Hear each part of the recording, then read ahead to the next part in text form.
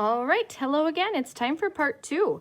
I just had the video with you guys about planning this project out, and now let me show you one that a previous student did. Love this.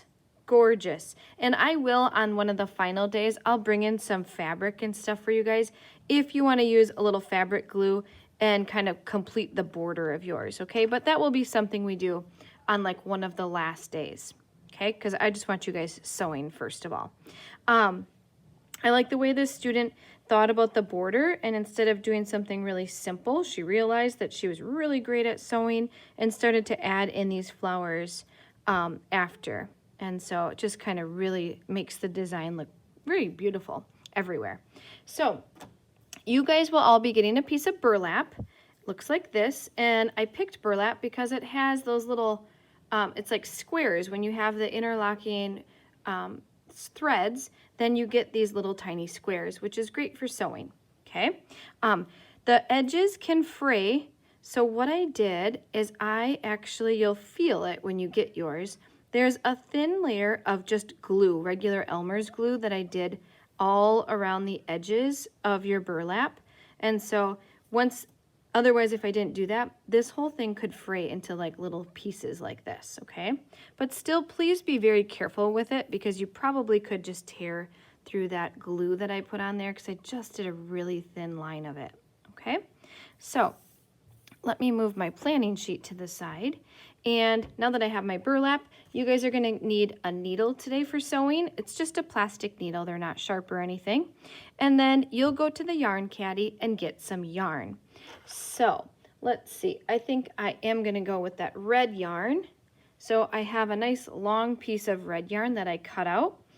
And what you're gonna need to do, at one end, you're gonna have to tie a knot, and at the other end will be where your needle goes.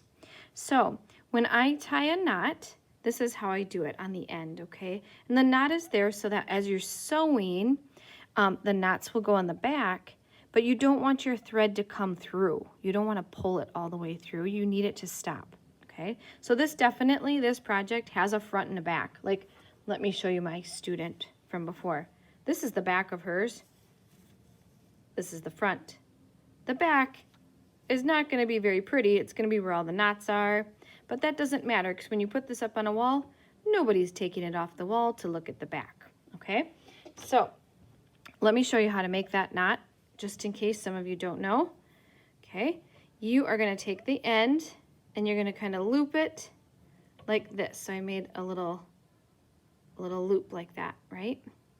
Then you're going to take the tail, this is the end, we always call it a tail, and you're going to kind of loop it down and through the center of that little circle that you made. And now you just kind of pull it. And sometimes if the knot is not very big, if the thread is very thin, then you might want to do a second knot, and you just do the same process, okay? And do a second knot, and go nice and slow as you're pulling it, so you can try to get that knot to line up right on top of the first knot. Okay, so now it's a lot bigger, and now I know it won't go through my burlap. Okay, so I've got a knot at one end, then go to the other end of your thread. I go all the way down here, and then how you thread a needle is please do not go like this and push the yarn through. A lot of times it will fray the yarn, and the yarn will start to like come apart like this.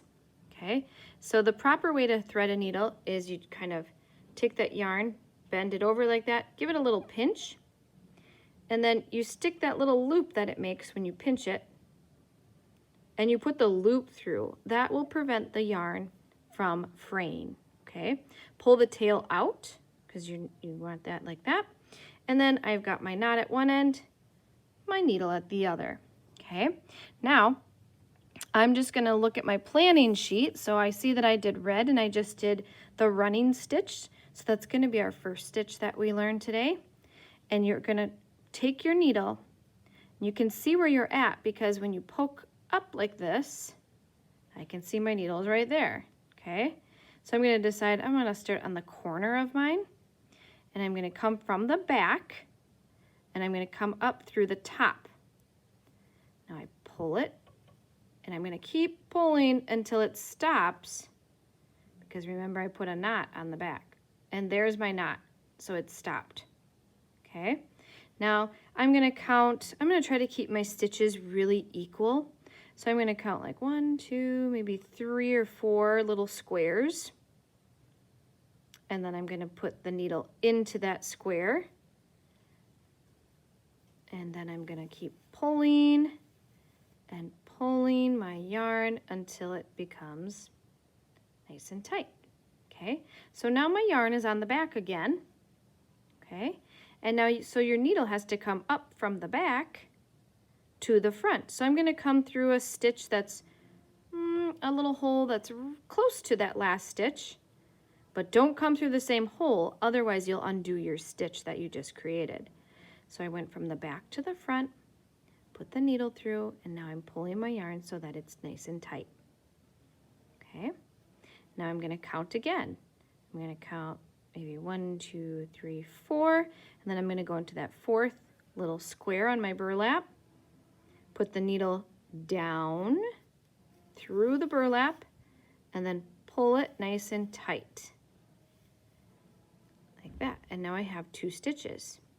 Okay, you can zigzag if you want with this stitch, or however you want to do it. Okay, so let's see, I'm going to go to from the back, because my yarn is coming out of the back now. So now I have to take the needle from the back, come up to the front. So I'm going to put it in one of these little squares that's really close to my last stitch, just like I did before. I come up, pull it nice and tight like that. And now I'm going to do the same thing. I'm going to count about 4 squares over. So 1, 2, 3, 4.